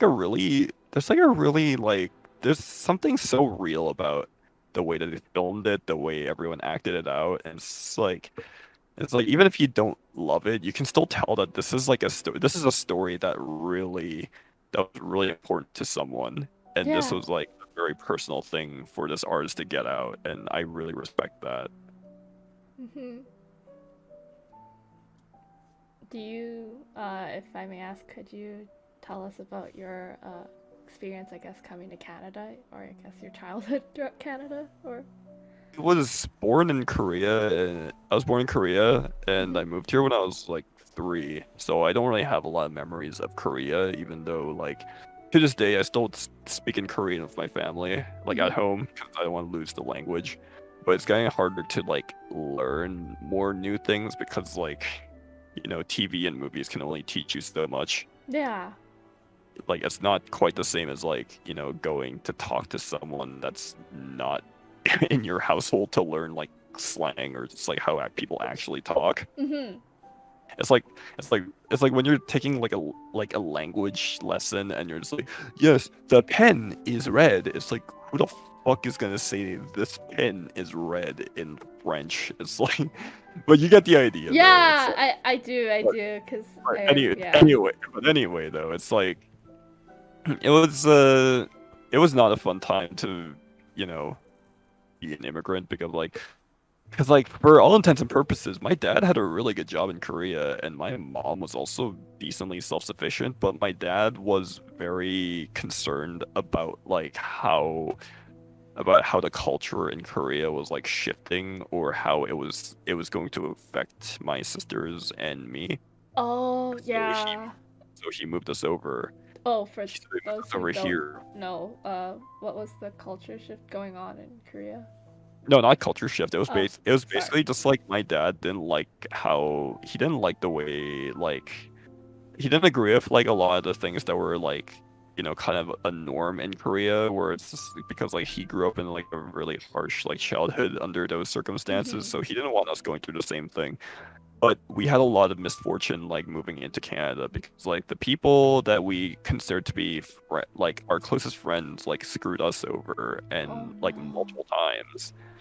And like we had to get by on very little, as well as just like the random kindness like of like strangers and people that we least expected. So Hmm. yeah, to get to this point where like we can live like somewhat comfortably is like kind of a miracle, but like there are so many points through all of it where we could have just been out on the street or even just I don't know, fucking dead. I don't know. Oh my You get the gosh. idea. But do you want to go further on your experiences in Canada, I guess? Well, in my neighborhood, I was actually the first Asian. I was like the first Asian that a lot of kids had ever seen, like Hmm. within the neighborhood and my school, for that matter. So it was like a really weird deal for all of us. So it was like a really weird deal for me because it was just like, I don't know, you always get like the fucking the fake kung fu enthusiast or just like, oh, are you like, which Korea are you from? Are you from the north? Or it's like shit like that. Uh-huh. It's like a lot of it was like just pure ignorance, which I can always like excuse, but like not even ignorance. It was just like it was like how do I put it? Innocent ignorance. Yeah, Yeah, yeah. a lot of it was innocent ignorance because they'd never seen an Asian person. Hmm. They'd never seen an Asian kid, so it was like, oh, okay, cool. And then it was just like, I don't know, it kind of still fucking sucked. Still fucking sucked, but yeah. And like, it was kind of obvious like even without a conversation that like we were very different. Like I'm not like a white person. Hmm. I'm not like any other person except for like Asian. So it was just like you could tell, like even though we got along, there was a bit of a divide, Yeah. like culturally and mentally, because like you can tell by the way that people reacted to like your food or like some of the customs that you had in your house, or just like when you like brought other kids over and whatnot. Like a lot of it's very complicated. It is, yeah. Did you wanna give an example, maybe? I don't know. I know, it's like pretty simple shit. Like I don't know, like you going to lunch, like going to lunch break, like at school, and then like people looking at your food, being like, "Oh, it looks super gross. Oh, what the fuck? What the fuck?" And then it's just like, okay, cool, piss off. And then when they try it, it's like, oh, this is kind of cool, but then like they still make fun of you for it anyway, because like other people are making fun of you for it, or like when you invite someone to your house for the first time that isn't Asian, and then they leave like shoe marks all over the fucking place because they don't take their shoes off. Wait. This was a thing. This was a thing here before. Oh my gosh. I thought this was always just like, cause like even though I've been to like other like Just non-Asian It's not just an American thing. Wait, it's not just an American thing? Yeah, this happened with me. I have nightmares of that day because I was yelled at. They would never yell at the kid. My parents never yelled at the kid for doing that. They yelled at me for bringing this motherfucker into the house. Oh no. Also just like, yeah, learning that like you're different kind of like affects you like that when people react in that way. Mm-hmm. And like it's hard to describe because like this for me it's really hard to describe because it's just like, how do I put it? After kind of repressing how much I hated that feeling, it's like, and kind of like realizing how toxic it actually was, it's like you're like, it's kind of like hard to look back on everything on a more innocent light, I guess, because like there was like a degree of like, there was at least a little bit of like a malicious degree to it, so I don't know, go figure. Okay. And it's like, and then when you look back at some of the media that you enjoyed as a kid, and then you kind of look back at some of the scenes, and you're just like, oh yeah, this media did not like look kindly on us though. Like you look at some of the older like Disney movies, like from animated movies from back in the day, like Aristocats or like Peter Pan and such. Like there was some pretty racist shit in those like movies. Like when you really like look back at them, and they aged like fucking milk left on a porch in Florida. Like some of that shit was bad. I think I can remember, yeah, some of the Peter Pan stuff, but Aristocats, I can't really remember. Could you It's like explain? it was a Siamese cat, like playing piano with like chopsticks. Oh, and making the racist jokes about like Chinese people. Oh god. It was a thing.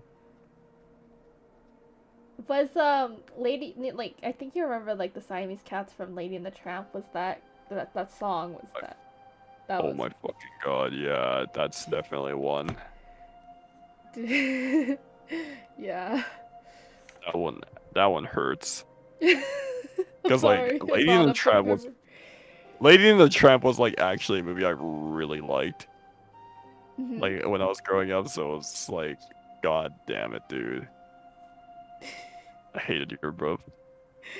Oh no, I'm sorry for ruining your favorite film. It's fine. But like those old movies were like kind of ruined for me like a long time ago, so it's fine. I wouldn't say it ruins the whole thing, but it's just like it's hard to think about fondly about a movie and then you remember that one part and it's just like, oh, right, that happened in this one.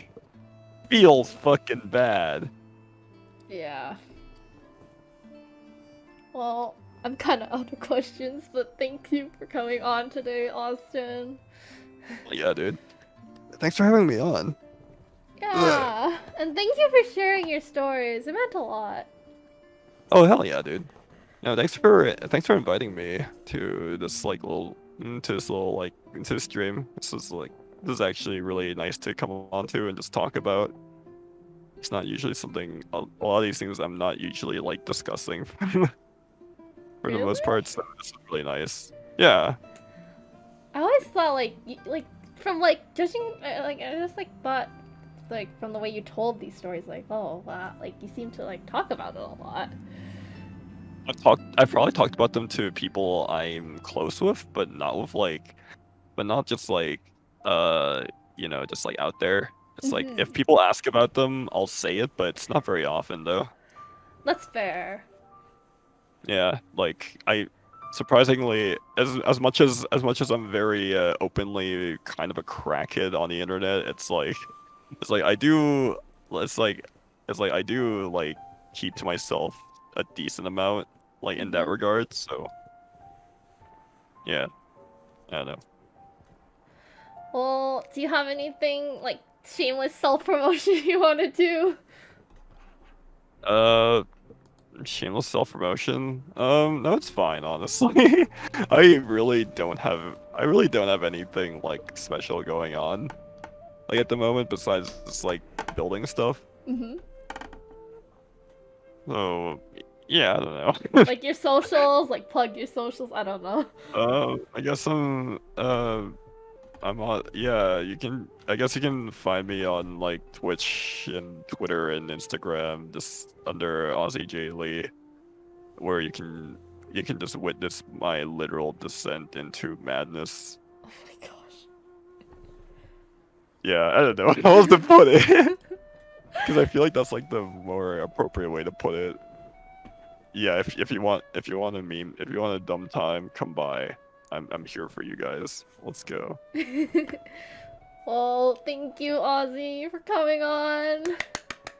Hey, thanks so much for bringing me in, dude. Yeah. Let's go. Okay, well, I'll see you next stream, I guess. Oh yeah, that's tomorrow. I have to. Oh fuck! You just reminded me. I have to download Resident Evil 6 tonight. Oh Pain. no. Pain. Because we're not doing 5 anymore. Oh my gosh. It's okay. I'm sure you'll pull through. Here's hoping. Well, I'll see you, I guess, tomorrow. Thanks so much, dude. Yeah.